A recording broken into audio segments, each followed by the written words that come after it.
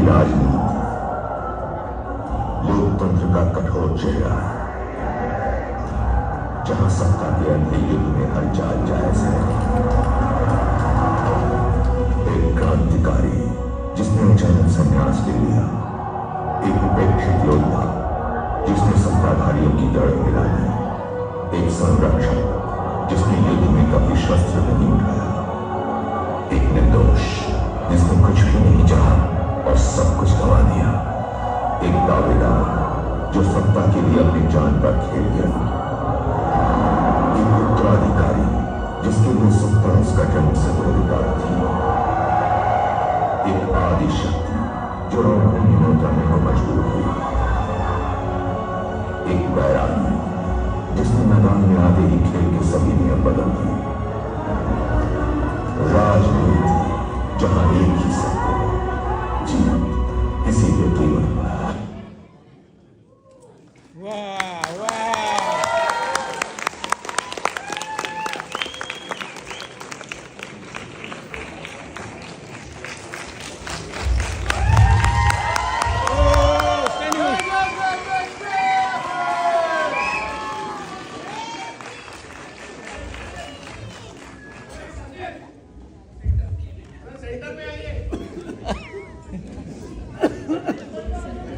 Screen hide कर रही है।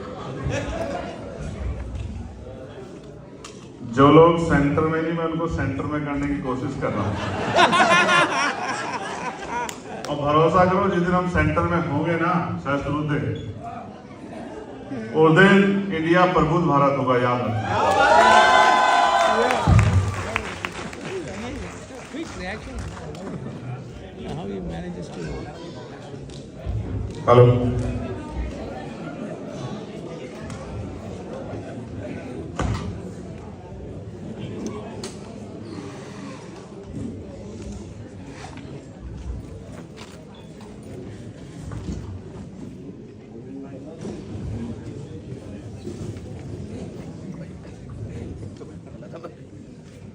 मैं सबसे पहले तो आप सबको बधाई देता हूँ,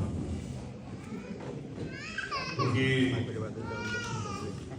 दुनिया के उस कोने से इस कोने पर पहुंचकर भी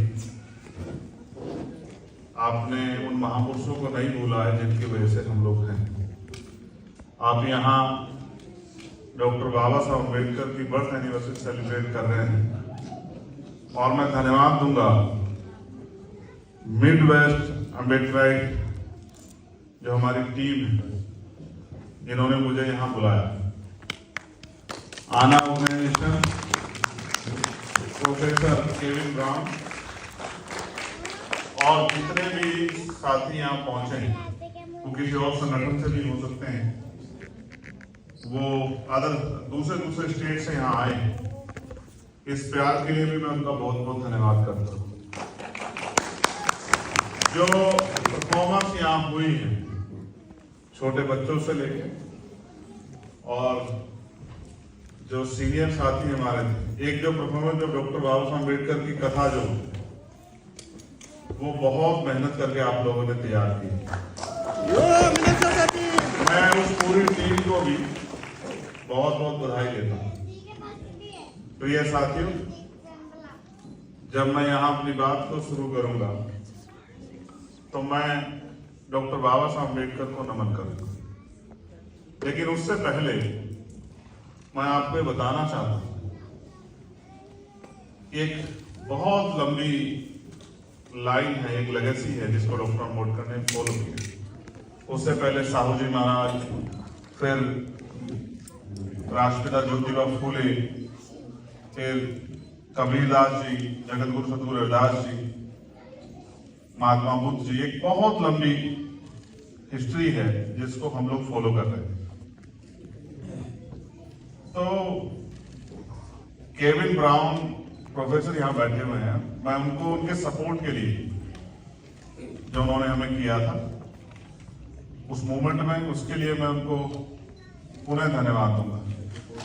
लेकिन मैं यहाँ ये भी कहना चाहता हूँ कि वी आर ब्रदरहुड, क्योंकि यहाँ जो आपने सहा है और मैंने वो पूरी मूवमेंट स्टडी की है ब्लैक पैंथर की, और मेरे वो स्लोगन आज भी याद है, ब्लैक इज ब्यूटीफुल।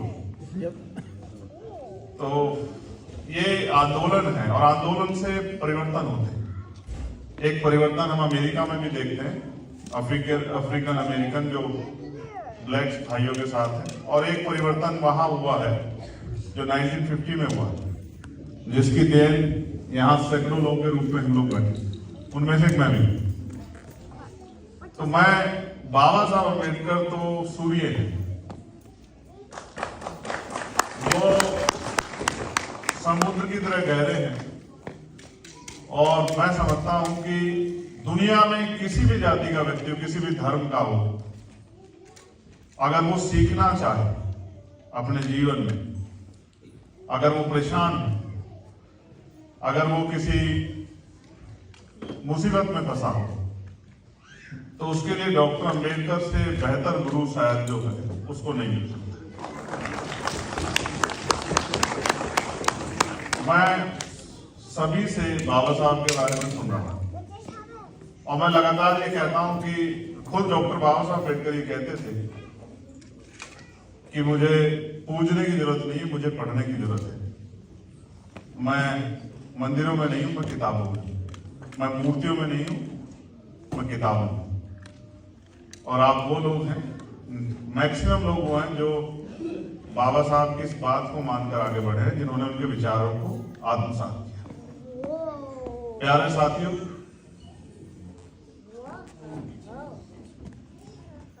ये एक महत्वपूर्ण घड़ी है, क्योंकि मेरी बड़ी इच्छा थी कि मैं आपके बीच में आऊं,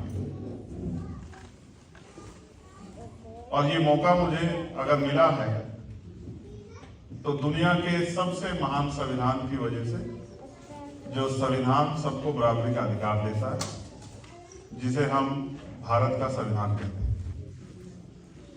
मैं अपने माँ बाप के साथ साथ इस बात के लिए भी डॉक्टर बाबा साहब अम्बेडकर को धन्यवाद देता हूं कि अगर बाबा साहब अम्बेडकर कॉन्स्टिट्यूशन में, इंडियन कॉन्स्टिट्यूशन में, भारतीय संविधान में हमारे लिए और देश की महिलाओं के लिए, देश के हर वर्ग के लिए अगर बराबरी के अधिकार नहीं देते, तो शायद आज मैं प्राइमरी स्कूल के हेडमास्टर का बेटा मेंबर ऑफ पार्लियामेंट नहीं बनता। तो बाबा साहब को जितना आप पढ़ेंगे, जितना आप जानने का प्रयास करेंगे, मैं समझता हूं कि वो कम पड़ेगा। कल हम लोग न्यूयॉर्क जाएंगे। मेरे मन में इच्छा थी कि मैं कोलंबिया यूनिवर्सिटी जाऊं, क्योंकि वहां का अध्ययन ये कहता है कि उनके उस यूनिवर्सिटी में 300 साल की हिस्ट्री में अगर कोई ऐसा था जिसका मुकाबला आज तक भी नहीं हो पा रहा है, वो डॉक्टर बाबा साहब अम्बेडकर। इसीलिए उन्होंने अपने कॉलेज में बाबा साहब अम्बेडकर की एक स्टैचू लगाई, जिस पर लिखा है सिंबल ऑफ नॉलेज। बाबा साहब ने हमें रास्ते दिखाए हैं, उन्होंने हमें शिक्षित बनने के लिए कहा है, संगठित रहने के लिए कहा है, और संघर्ष करने के लिए कहा है। और मुझे बताते हुए खुशी है कि हम उन्हीं के रास्तों पर चल रहे हैं। मगर मैं यहां ये भी बताना चाहता हूं कि अगर ये बात मैं क्यों कह रहा हूं, शायद मेरे जाने के बाद अगर आप इसको डीपली सोचोगे तो समझ आएगा कि अगर राष्ट्रपिता ज्योतिबा फूले ना होते तो शायद बाबा साहब इस स्ट्रगल को इतनी मजबूती से आगे नहीं बढ़ाते। क्योंकि बाबा साहब को भी बहुत कुछ जानने का मौका अगर कहीं से मिला है तो वो राष्ट्रपिता ज्योतिबा फूले की किताबों से मिला, गुलामगिरी। और उन्होंने, हमारे साथी नहीं जानते होंगे, उन्होंने अगर किसी को गुरु माना तो वो राष्ट्रपिता ज्योतिबा फूले। ये अलग है कि हम काशिम पे बात करते हैं, लेकिन सच में ये भी है कि हम इस काशिम से बाहर से नहीं निकल पाते।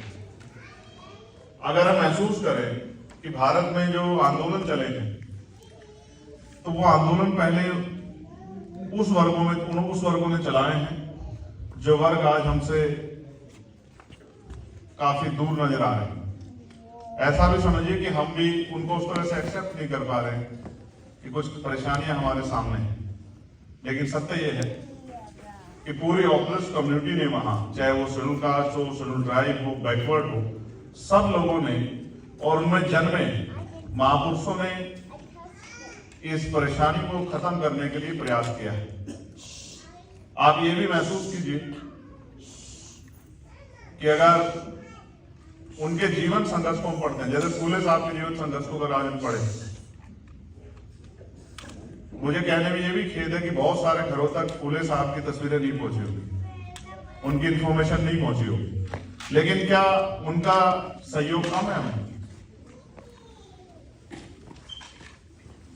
उन्होंने और उनकी पत्नी ने किस बुरे दौर में हमारे लिए स्कूल खोले, महिलाओं के लिए, अनटचेबल के लिए, किस बुरे दौर में, जब महिलाओं को पढ़ने के लिए उस तरह के अवसर नहीं थे, तब उन्होंने स्कूल खोले। और उन्होंने, आदमी एक स्कूल नहीं खोल पाता है, उन्होंने 18 स्कूल खोले। उन्होंने अपने लिए उन्होंने अपने खुद के बच्चे नहीं रखे। आप महसूस करके देखो उनके जीवन को, उन्होंने हमें अपने बच्चे माना। ये इससे बड़ा कमिटमेंट नहीं हो सकता है। जब वो पढ़ाने जाती थी मां सावित्रीबाई फुले, किस तरह के अपमान का सामना करना पड़ता था। आज अगर हमें यहाँ कोई कुर्सी ना दे बैठने के लिए, तो हमारे मन में ये होगा कि हमारा सम्मानवान ही हो। लेकिन जब मां सावित्रीबाई फुले हमें पढ़ाने के लिए जाती थी, तो किस तरह का जो है उनके ऊपर अपमानजनक रवैया उनके साथ होता था। उनके ऊपर गंदगी फेंकी जाती थी, उनको गालियां दी जाती थी। उन सबको सह के उन्होंने अपने काम को निरंतर जारी रखा। तो ये हमारे लिए एक सीख है, एक लेसन है, एक टीचिंग है, जिनको हम लोग स्वीकार कर सकते हैं।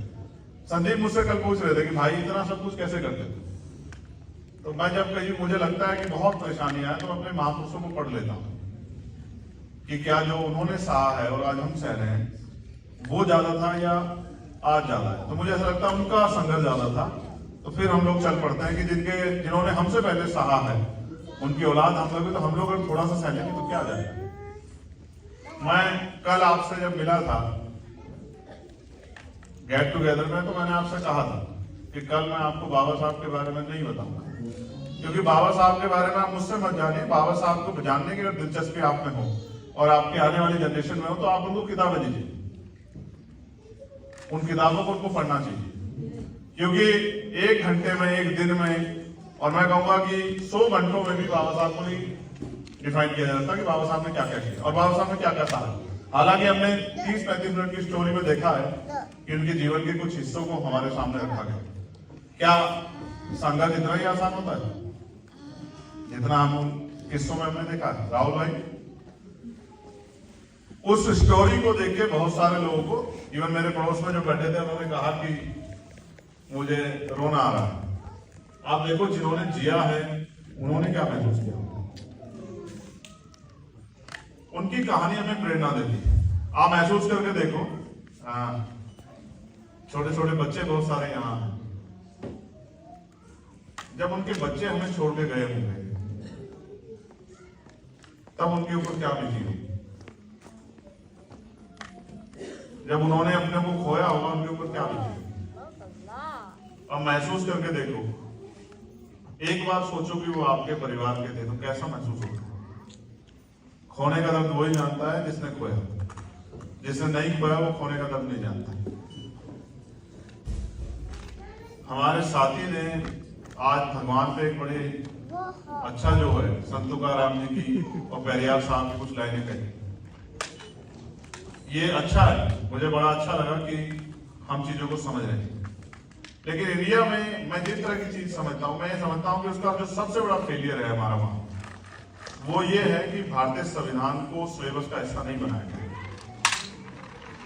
जब तक भारतीय संविधान सिलेबस का हिस्सा नहीं होगा, गवर्नमेंट स्कूल, प्राइवेट स्कूल में, और ये समझिए कि नर्सरी स्कूल से नहीं पढ़ाया जाएगा।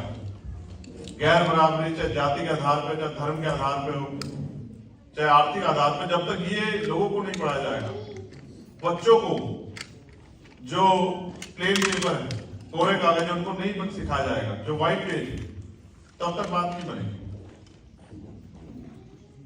मुझे गर्व है ये कहने में कि हमारा संगठन देश भर में बाबा साहब के उस सपने को पूरा करने के लिए काम कर रहा है, जिस सपने को अधूरा लेकर बाबा साहब चले गए। पहले हमारे नौजवान संगठन की कमी के कारण अन्य संगठनों का हिस्सा बनके और दुश्मनों के हाथ का मोहरा बनके उनकी मदद करते थे। उस तरह की हिंसा, उस तरह के कल्चर में शामिल होते। लेकिन भीम आर्मी के साथियों को मैं धन्यवाद देते हुए कहूंगा कि उन्होंने जिस तरह की पाठशालाएं चलाई और उन पाठशाला के जरिए जो हमारी आने वाली जनरेशन है, जिनको भी कुछ नहीं पता है, उनको महापुरुषों के संघर्ष के बारे में जानकारी देके उनके अंदर जो रेवोल्यूशन तैयार किया है, वो आज आपको नहीं दिखेगा, वो आने वाले 10 साल बाद आपको दिखेगा। मेरी बात को आप याद रखना। और एक एहसास आपने अगर किया हो तो 2 अप्रैल 2018 को जो एक प्रोटेस्ट हुआ था किया, मेरे आज भी याद है, मैं जेल में था। बहुत सारे लोग मजाक बना रहे थे कि बताओ शेड्यूल कास्ट शेड्यूल ट्राइब के लोग मत बुलाएंगे। मुझे पूरा भरोसा था कि हमारी मेहनत असफल नहीं है। और भरोसा करो यार, जब 12 बजे टीवी में चल रहा था कि हर स्टेट में प्रोटेस्ट हो रहा है, हर स्टेट में क्लोज हो रहा है, हर स्टेट में रेलगाड़ी, तमाम चीजें, तो मैंने उनको 2 बजे कहा कि दुनिया में कुछ भी नामुमकिन नहीं है। अगर हम अपनी पे आ जाएं तो हम हर वो चीज कर सकते हैं जिस चीज के बारे में आप लोग नहीं सोचते। हालांकि उसकी कीमत चुकानी पड़ी, 13 साथियों को की शहादत हुई। तो आंदोलन हवा में नहीं चलते हैं, आंदोलन जमीन पे चलते हैं। और आंदोलन सिर्फ देते नहीं, आंदोलन बहुत कुछ लेते भी। पहले आंदोलन को उसकी कीमत चुकानी पड़ती थी। उसमें कई बार तो आंदोलन खून भी मांगते हैं, खून भी देना पड़ता है, खून से सींचना पड़ता है, तब जाके आंदोलन कामयाब होते हैं। हमारे देश में भी जब आजादी के आंदोलन चले तो खून से सींचा गया उसको। प्यारे साथियों, मैं अपने बारे में आपको बताता हूं। मैं चंद्रशेखर आजाद एक छोटे से गांव में जन्मा। मेरे पिताजी प्राइमरी स्कूल में टीचर थे और मेरी माँ हाउसवाइफ थी। और हमारे फादर बाबा साहब के सिद्धांतों को कितना मानते हैं, उसका उदाहरण ये है कि हम 6 भाई बहनों को हमारे पिता ने पढ़ाया। जिस भी पढ़ाई को हम करना चाहते थे, उन्होंने अपना पेट काट काट के हमें पढ़ाया। ये स्पिरिट है जो बाबा साहब अम्बेडकर से हमें मिली। संत गाडगे जी महाराज कहते हैं कि 1 रोटी कम खाना, लेकिन अपने बच्चों को जरूर पढ़ाना। वो ये भी कहते हैं कि अगर थाली ना हो तो हाथ पर रख के खाना, लेकिन अपने बच्चों को जरूर पढ़ाना। हमने महापुरुषों से बहुत कुछ सीखा है और हम उसी काम को आगे बढ़ा रहे हैं। मेरे पिताजी ने जो संस्कार मुझे दिए अपने अनुभव के आधार पर, क्योंकि वो टीचर थे, उनको मैंने जिया। अपनी पढ़ाई पूरी करने के बीच में ही हर माँ बाप के सपने होते हैं कि उनके बच्चे उनसे बेहतर हों, उनका नाम रोशन करें। मेरे पिता भी ये चाहते थे और वो चाहते थे कि मैं विदेश जाके पढ़ूं। उन्होंने उसके लिए प्रिपरेशन भी की। जो पैसा उनके पास था वो सब कलेक्ट किया कि वो मेरे काम आ सके। जब ये कारवा बिल्कुल मंजिल की तरफ जा रहा था, तभी वो बीमार हो गए।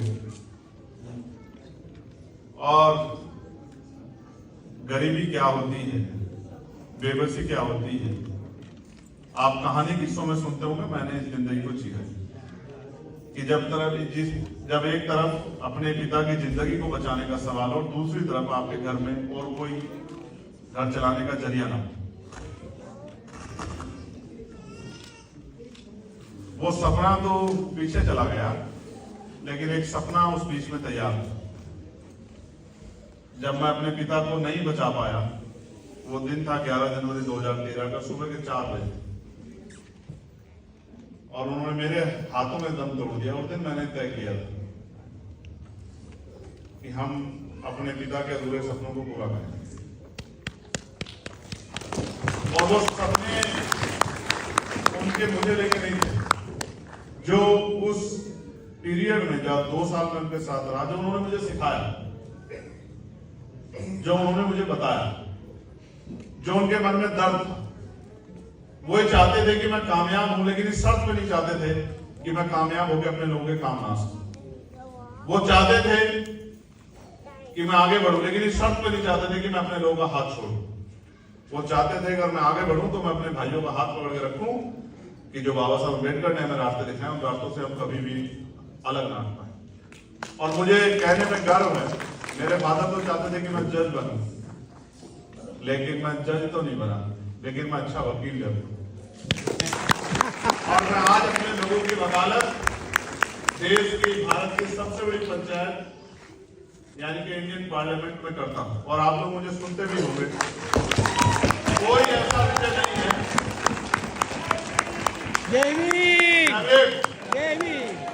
कोई ऐसा विषय नहीं है जिस पर मैं अपनी बात नहीं रखता हूं। जिस एरिया की, जिस विषय की जानकारी मेरे पास आती है, मैं कोशिश करता हूं कि उस मामले को किसी भी तरह पार्लियामेंट में उठाया जाए।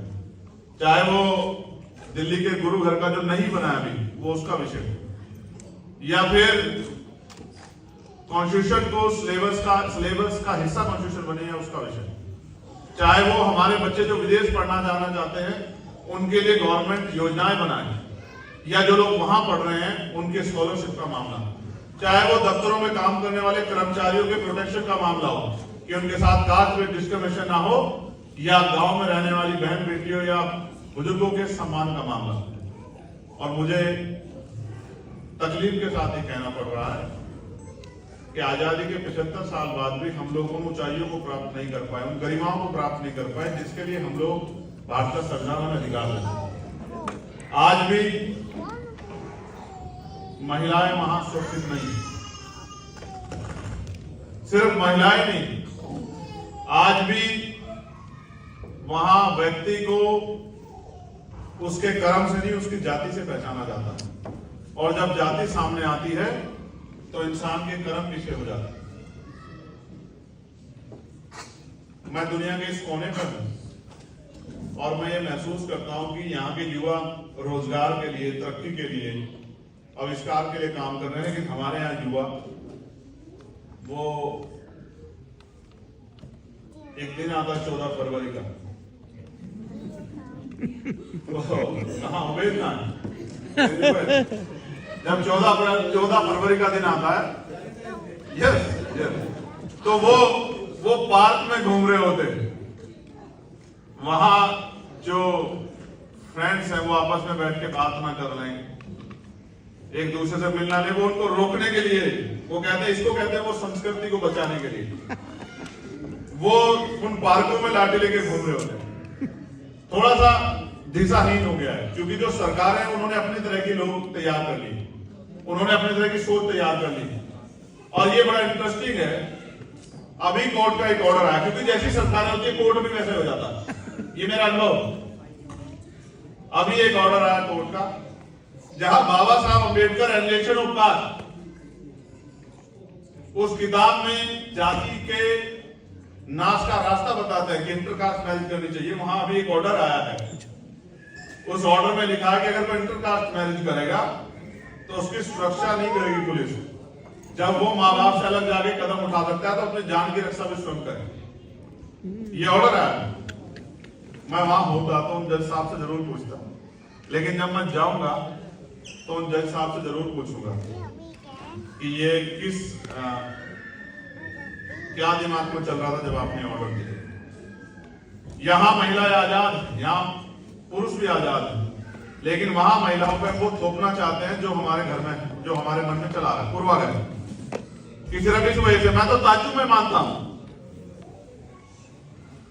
कि कहते हैं कि जोड़िया भगवान बनाता है, लेकिन यहां तो जोड़िया इंसान तय करते हैं कि उसकी बेटी किससे शादी करेगी, किससे दोस्ती करेगी, क्या पहनेगी, क्या खाएगी, कहां आएगी, कहां जाएगी। हम ऐसे देश में रहते हैं, लेकिन फिर भी क्योंकि वो हमारा देश है तो मैं ये कहूंगा आप सबके सामने कि हमारा देश महान है, और उसमें जो कमियां हैं, जो इस समय व्यवस्था के आधार पर, उनको दूर करने का काम करें।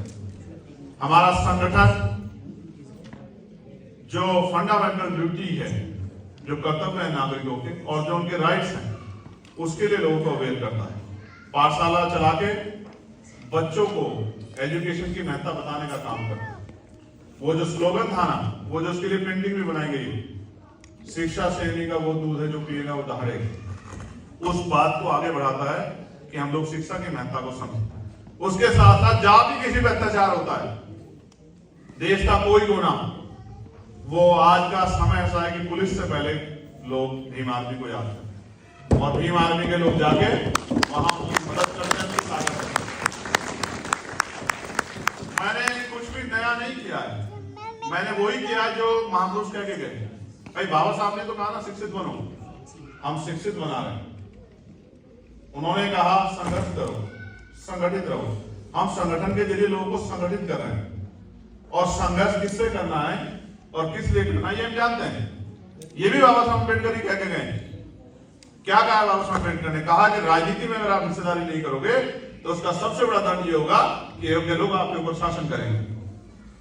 जिनको ये नहीं पता कि कॉन्स्टिट्यूशनल राइट क्या है, ड्यूटी क्या है, जिनको ये नहीं पता फॉरेन पॉलिसी क्या है, वो लोग देश की कुर्सी पर बैठे और देश का बेड़ा गर्क करने में कोई कमी नहीं छोड़।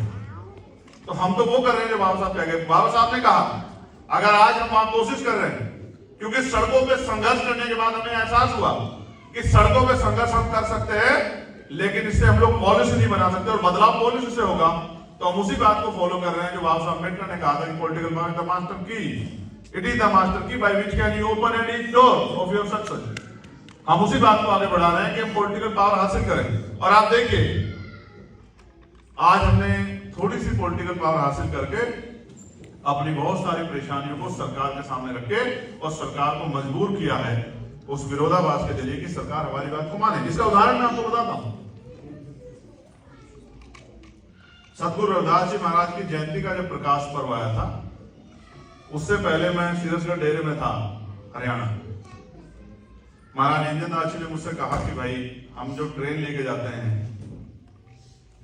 बनारस काशी, वो ट्रेन बड़ी गंदी होती, हम पैसा भी पे करते हैं, कोई व्यवस्था नहीं होती और हम कह के थक गए। तो मैंने कहा आप छोड़ दो मेरे ऊपर। मैं उसी दिन गया शाम में, हाउस लेट तक चला था, मैंने रेल मिनिस्टर को पकड़ा कि सर हम पैसा पे करते हैं फिर भी सफाई नहीं हो रही, क्या आप भारत का संविधान का आर्टिकल 25-26 जो है 25-26 वो धार्मिक समानता की बात करता है, सबको अपने धर्म को आगे बढ़ाने का अधिकार देता है, तो आप ये बताओ इतना बड़ा समाज है उसकी भावनाओं का सम्मान आप क्यों नहीं कर रहे? उन्होंने कहा क्या हुआ? तो हमने कहा जो ट्रेन वहां जाती है उसमें साफ सफाई नहीं होती, तो आप हमें विश्वास दिलाएं कि इस बार जो ट्रेन जाएगी उसमें साफ सफाई की व्यवस्था होगी। आप पता कर लेना। 8 कर्मचारी उन्होंने हमें रेल के लिए दिए कि ये ट्रेन जाएगी और ट्रेन वापस आएगी। 8 के 8 कर्मचारी रेलवे के साथ रहेंगे और पूरी सफाई की व्यवस्था होगी। आप पता करवा। फिर उन्होंने मुझसे कहा कि भाई प्रकाश पर्व में छुट्टी नहीं। अच्छी बात ये 12 तारीख का प्रकाश पर्व था, 11 तारीख का हाउस चल रहा था। मैं सुबह से ही प्ले कार्ड लेके खड़ा हो गया कि ये देश जातिवादी, ये सरकार जातिवादी। मुझे मिनिस्टर ने पूछा क्या हुआ, स्पीकर ने पूछा क्या हुआ, हमने कहा बताओ क्या हमारे आने वाली नस्लों को नहीं पता होना चाहिए कि जगत गुरु सतगुरु रविदास जी महाराज जी ने बेगमपुरा के आइडियोलॉजी की बात की है, जिन्होंने इतनी बड़ी फिलोसफी दी है बेगमपुरा की, जिसको दुनिया में स्वीकार किया जा रहा है। तो उनके प्रकाश पर्व पे उनकी जयंती के कार्यक्रम को उनके परिवारों को जानने का अवसर मिलना चाहिए, नहीं मिलना चाहिए? बोले आप मिलना चाहिए। तो मैंने गवर्नमेंट ने छुट्टी तो की नहीं, छुट्टी नहीं की है तो स्कूल में तो नहीं पढ़ाया जाएगा, तो वो जानेंगे कैसे? अपनी हिस्ट्री को कैसे जानेंगे? ये बाबा साहब ने कहा ना कि जो समाज अपना इतिहास नहीं जानता वो नहीं अपना भविष्य निर्माण कर सकता। तो हमने कहा अपने इतिहास को जानेंगे कैसे? तो मैंने आवाज उठाई और मैंने कहा कि छुट्टी घोषित होनी चाहिए। और आपको जान के खुशी होगी कि शाम को 6:30 बजे मेरे फाइट करने के बाद सरकारों को छुट्टी घोषित करनी पड़ी। अभी जब ये बर्थ सेलिब्रेशन हुआ डॉक्टर बाबा साहब अम्बेडकर का, इसके लिए भी माने कि इसको बाबा साहब अम्बेडकर जयंती को राष्ट्र पर घोषित किया जाए, क्योंकि जब देश टुकड़ों में बटा हुआ था और ब्रिटिश गवर्नमेंट ने कहा कि चलो ठीक है हम इसको नेशन को फ्रीडम दे देते हैं, लेकिन चलाओगे कैसे? और वहां के लीडर्स यहां घूम रहे थे, देश भर में दुनिया भर में घूम रहे थे, कोई हमारा संविधान लिख दे। तो सिर्फ जाति की वजह से वो बाबा साहब अम्बेडकर को के पास नहीं जा रहे थे, लेकिन एट द लास्ट उनको जाना पड़ा। और उस खंड खंड भारत को जोड़ने का काम, अगर सुई के नाके में पिरोने का काम, माला बनाने का काम किसने किया, तो वो है फादर ऑफ नेशन डॉक्टर बाबा साहब अम्बेडकर, जिन्होंने संविधान में सबको जोड़ने का काम किया, सभी के सम्मान की रखवाली की, सभी को आगे बढ़ने के अधिकार दिए। तो मैंने उनसे कहा कि अगर राष्ट्रीय पर्व हो तो बाबा साहब अम्बेडकर की जयंती को राष्ट्रीय पर्व घोषित करो और इस पर अवकाश रखा जाए। आप देखो कि गवर्नमेंट ने अवकाश की घोषणा की, ये तभी संभव हो पाया जब हम पे थोड़ी सी पॉलिटिकल पावर बने।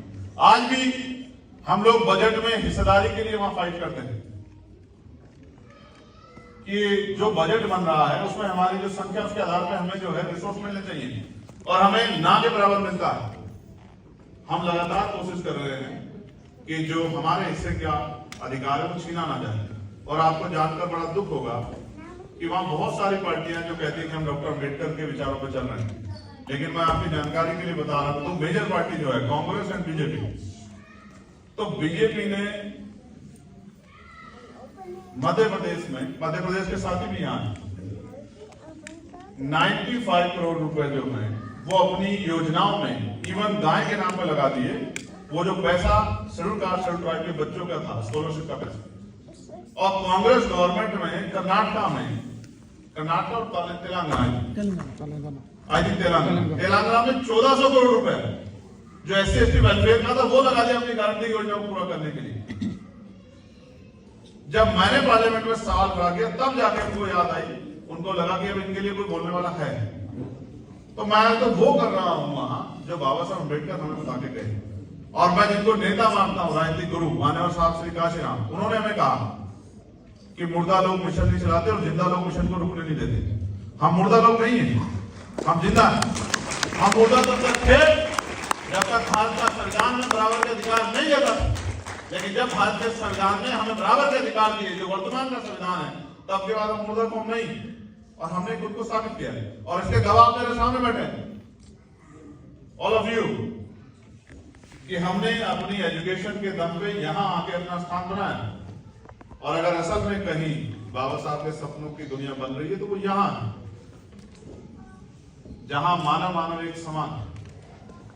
आपने नाम भी नहीं सुने होंगे, इतनी बड़ी लेगेसी है जिनके मैंने जिक्र किया। संत गाडगे जी महाराज, नारायण गुरु, पेरियार, ईवी पेरियार रामानायक स्वामी, पेरियार यादव, बाबू जगदेव प्रसाद कुशवाहा, जननायक कपूरी ठाकुर, ये अब्दाली साहब केरला से, और इधर अपने जो हैं एक और जो इधर मुझे दिख रहे हैं इधर लेफ्ट में कबीर साहब के नीचे बिरसा मुंडा, भगवान बिरसा मुंडा, मामना राम सुवर्मा, संतराम ये प्रजापति, इतने नाम है। मान्यवर दीना भाना वाल्मीकि, मान्यवर साहब, इतने नाम हैं जिनके जीवन को अगर हम पढ़ने लग जाए तो हम अपने आंसू नहीं रोक पाएंगे। इतने संघर्ष के बाद आज हमें वहां जैसी जिंदगी मिली। और मैं फिर आपसे कहता हूं, मैंने अपने जीवन में कभी हार मानना नहीं सीखा है, क्योंकि जब मैं जेल गया था 16 महीने के लिए, पहले 29 दिन मैं सो नहीं पाया। मेरे पास दो रास्ते थे, लड़ूं या छोड़ूं। मैंने लड़ना तय किया। मुझे महसूस हुआ कि छोड़ने का समय अब नहीं बचा। मैं फिर 16 महीने जेल में रहा। 16 महीने लगभग 500 से ज्यादा दिन होते हैं। और मैं 10 बाई 6 की 10 फीट लंबी और 6 फीट चौड़ी एक हिस्से में रहता था जेल के, जिसको तन्हाई बोलते हैं।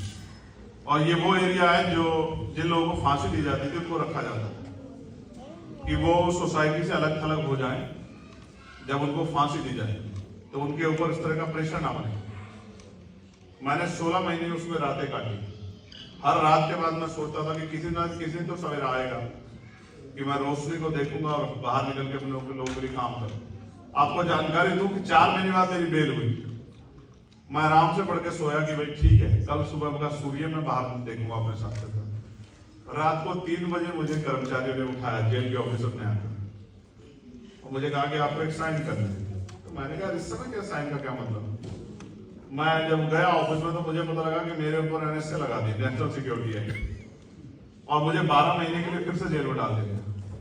तो मैं जब ब्लैक पैंथर के मूवमेंट को पढ़ रहा था तो मुझे याद आ रहा था कि कितना स्ट्रगल होता है। जब हम नेल्सन मंडेला को पढ़ते हैं तो हमें पता लगता है कि स्ट्रगल क्या होता है। फिर मैं उसके बाद दिल्ली में 2 बार रहा जेल में, और ये ऐसी स्टोरी है हमने ये शायद फिल्मों में ही सुनी, लेकिन प्रैक्टिकल लाइफ में ही मैंने जी कि मुझे 3 बार लाठियों से पीटा गया और मेरे शरीर की कोई हड्डी नहीं जिस पे लाठी ना पड़ी। इवन मेरे पैरों के नाखून जो है वो खींच लिए गए, मेरे दांत तोड़ दिए गए, मेरी रीढ़ की हड्डी में गैप है जो लगातार बढ़ रहा है।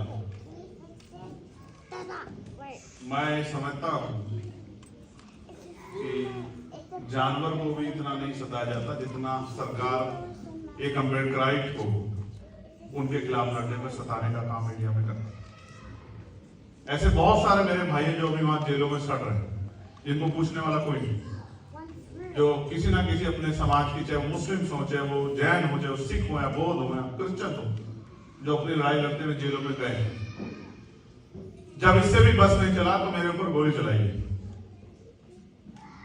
मुझे आज भी याद है कि जब मेरे ऊपर गोली चली, नेक्स्ट डे ईद थी, तो जब मुझे होश आया तो मुझसे किसी ने कहा कि कल ईद है और आप कोशिश करो कि माहौल ना खराब, आपके समर्थक बड़े गुस्से में हैं। तो मैंने अपील की कि मैं सुरक्षित हूं, सदगुरु रविदास जी महाराज का आशीर्वाद, उनका हाथ मेरे सर पे है, मैं जिंदा हूं।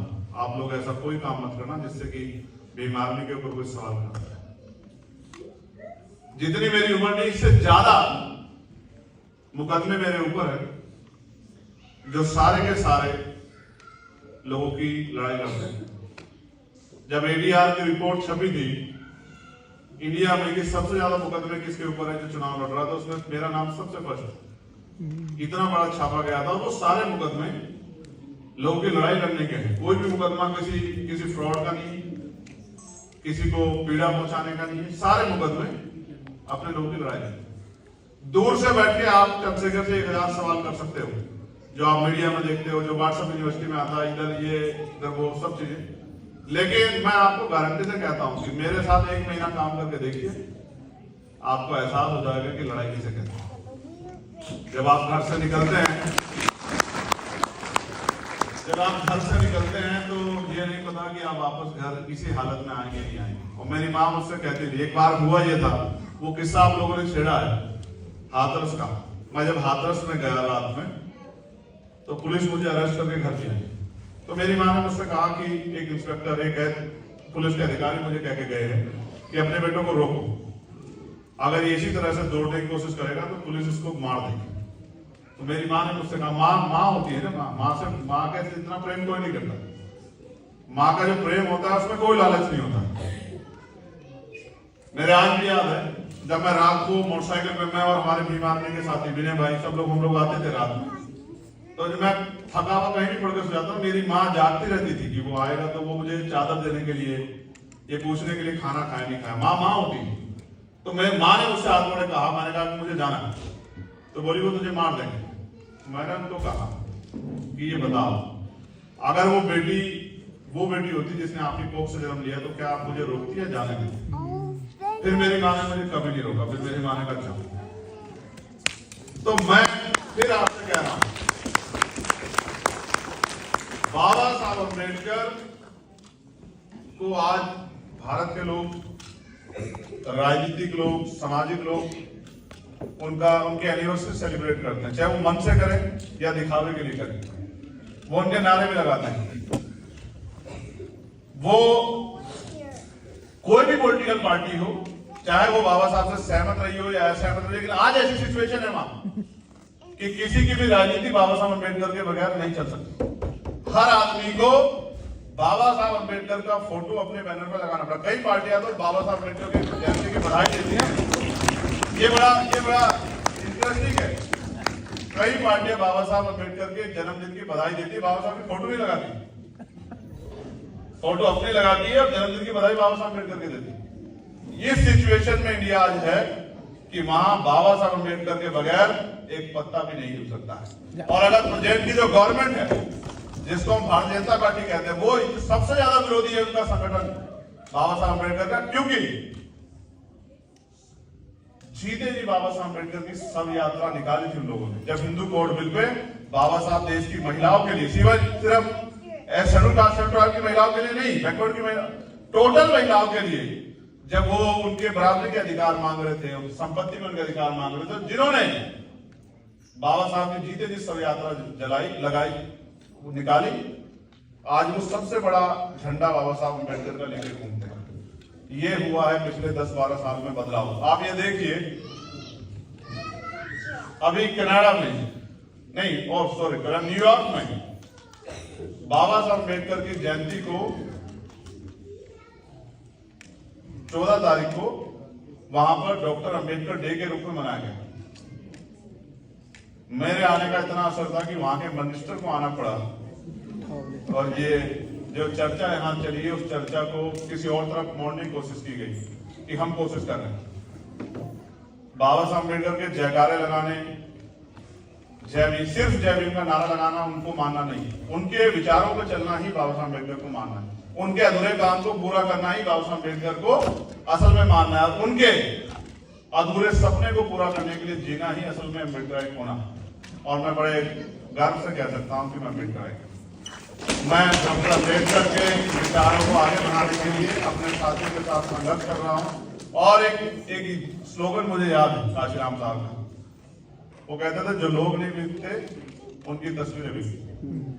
मैं आपको भरोसा दिला कहता हूं कि 10 साल बाद, 8 साल बाद, अभी तो मैं 1 साल का मेंबर हूं, 1 साल नहीं हुआ, 19 June I think 19 today 19 of April voting हुई मेरी लोकसभा में लास्ट ईयर। जैसे आज आप यहाँ बैठे हो, ऐसे मुझे वोट दिया लोगों ने जाके घर से 19 अप्रैल को 2024, और 4 जून को रिटायर किया, 1 साल का एमपी हूं मैं।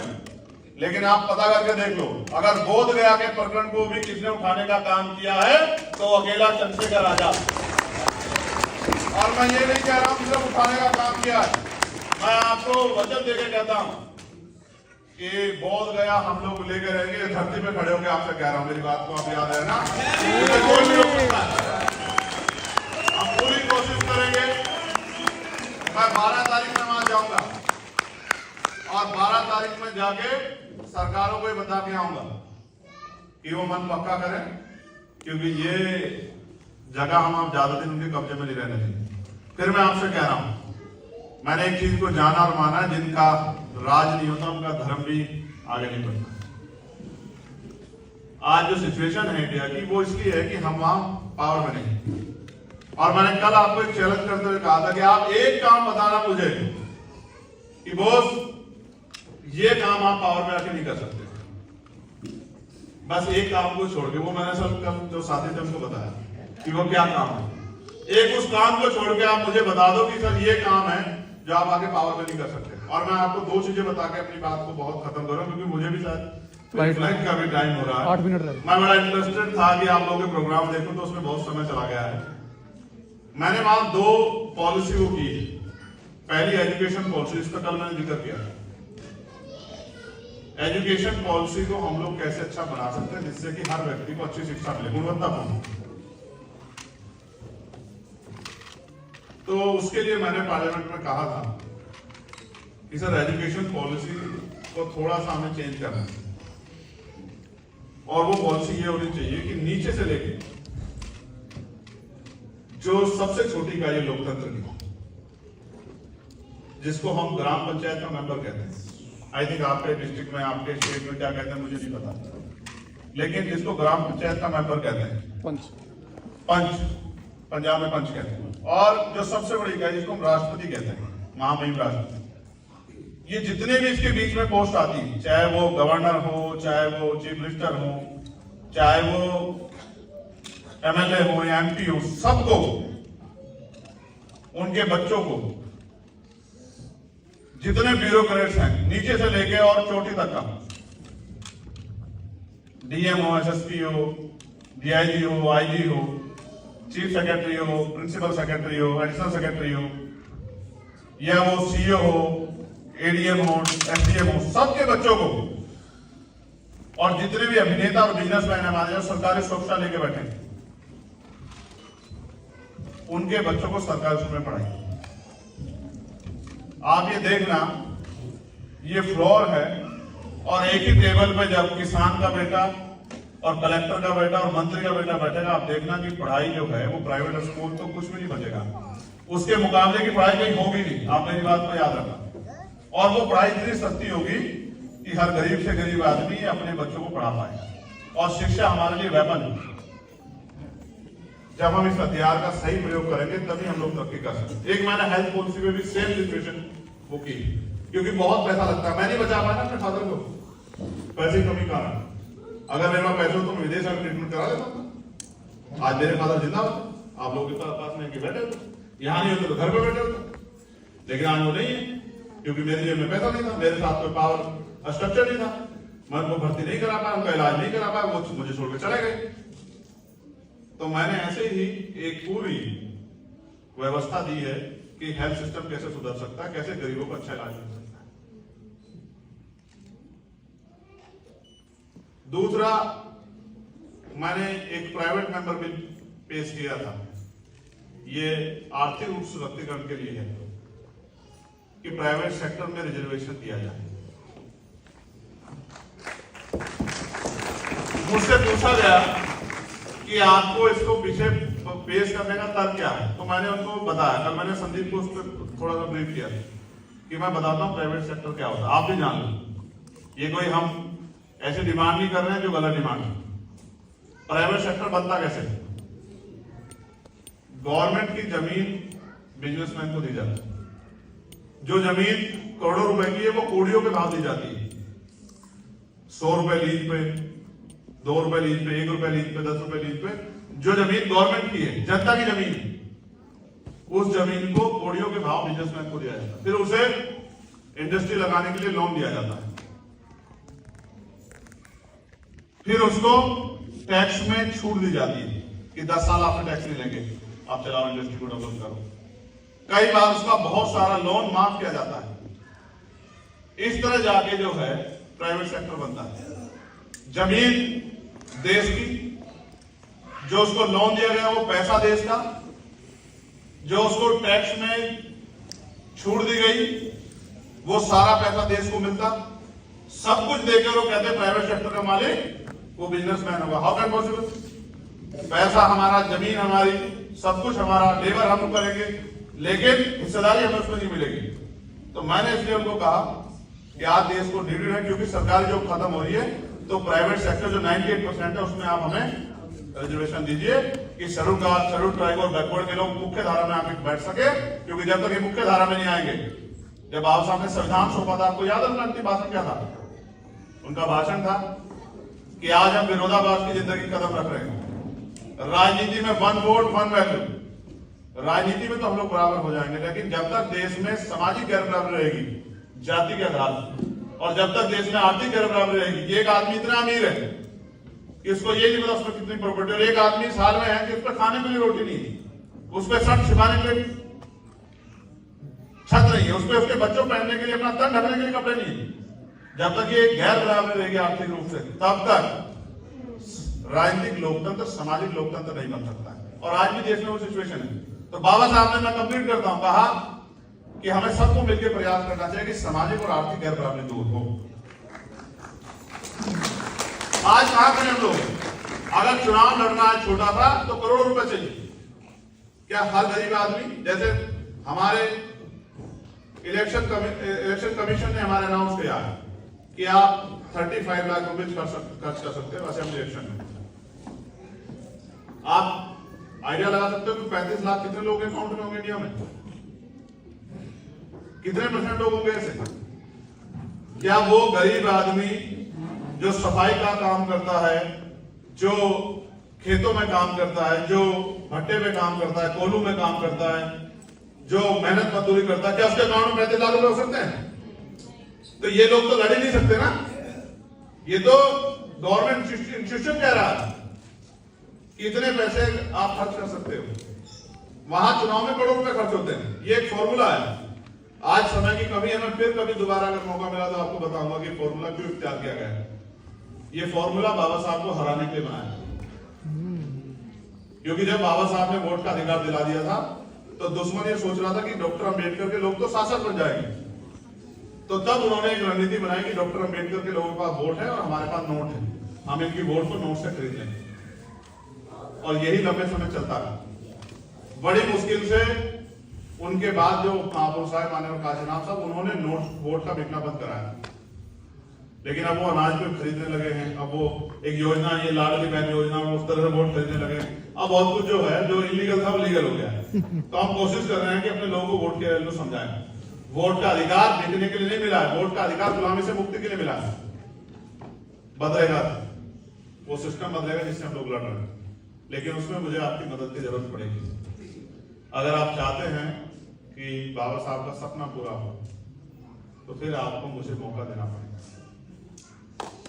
क्योंकि अगर आप मौका नहीं दोगे तो जो हम करना चाहते हैं उसको करके कैसे दिखाएंगे। आप सोचो, अगर जनता ने मुझे मौका देके मेंबर ऑफ पार्लियामेंट नहीं बना पाता तो मैं कैसे लोट लड़ पाता उनके लिए। मैं पार्लियामेंट के बाहर तो खड़े होकर चिल्ला सकता था, वो आंसरेबल नहीं है।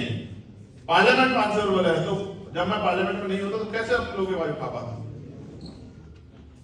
इसलिए मैं आपसे जरूर कहूंगा कि आप जिस भी प्रदेश से रहने वाले हैं, एक मौका आप मुझे लड़ाई को लड़ने का दें, जो मैं ये बता सकूं कि नौजवान कमजोर नहीं होते हैं। और नौजवान वो भी अगर दृढ़ संकल्प वाले हों, इच्छा शक्ति वाले हों, तो वो बड़े से बड़े तूफान का रुख भी मोड़ सकते हैं। मैं आप सबका धन्यवाद करूंगा कि आप सब लोगों ने एक काफी लंबा समय मुझे दिया और बहुत गंभीरता से मेरी बात को सुना। अंत में जब मैं अपनी बात को खत्म कर रहा हूं तो मेरे साथी हैं जिन्होंने ये पत्र मुझे दिया। मैं बाबा साहब के शिक्षित बनों के आह्वान को आगे बढ़ाते हुए दिल्ली विश्वविद्यालय के प्रोफेसर दंपति डॉक्टर पूनम सिंह और उनके पति डॉक्टर विजय पाल ने शिक्षित बनों के सिद्धांत पर काम करके एक बेहतरीन मिसाल कायम की है। उन्होंने देश के सबसे पिछड़े क्षेत्र मेवात जिले अलवर राजस्थान में एक स्कूल की स्थापना की। इस उद्देश्य के लिए दंपति ने अपनी सारी बचत, प्रोविडेंट फंड, घर और दोस्तों से मिले लोन और दान का इस्तेमाल किया। 15 यह स्कूल पूरी तरह से अम्बेडकरवादी और बौद्ध है। स्कूल में 60% बच्चे शेड्यूल क्लास के हैं और 30% बच्चे माइनॉरिटी के हैं।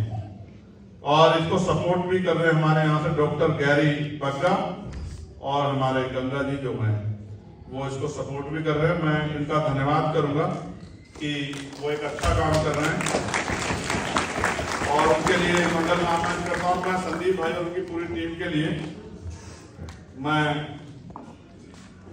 कोशिश करूंगा कि उनका सपोर्ट भी मुझे मिलना है। बस मैं यही विश्वास दिला सकता हूं। वो जो पीछे हमारे साथी जो कल मुझसे कह रहे थे कि हमने बहुत तैयारी की, किसी भी चीज के पीछे हजारों लोग होते हैं, मगर दिखती वही चीज है जिसको दिखाया। अगर चंद्रशेखर यहाँ खड़ा है तो अकेला चंद्रशेखर नहीं है। भीम आर्मी के लाखों साथी हैं जो दिन रात मेहनत करते हैं, उनकी वजह से चंद्रशेखर। आजाद समाज पार्टी के लाखों साथी हैं जो दिन रात, मैं यहाँ हूं ना, लड़ाई तो फिर भी लड़ी जा रही है ना, तो वो सब लोग वहां लगे हुए हैं। इसलिए चंद्रशेखर यहाँ आराम से आपके बीच में अपनी बात रख रहा है। इसलिए जो पर्दे के पीछे से जिन्होंने बहुत मेहनत की, नहीं दिखाई दी, मैं उन सब साथियों का बहुत बहुत धन्यवाद करता हूँ और उनसे कहता हूँ कि ऐसे ही डटे रहिए और ये लड़ाई हम लोग जीतेंगे। बहुत बहुत धन्यवाद। जय भीम, जय भारत, जय संविधान। नमस्कार, आदाब।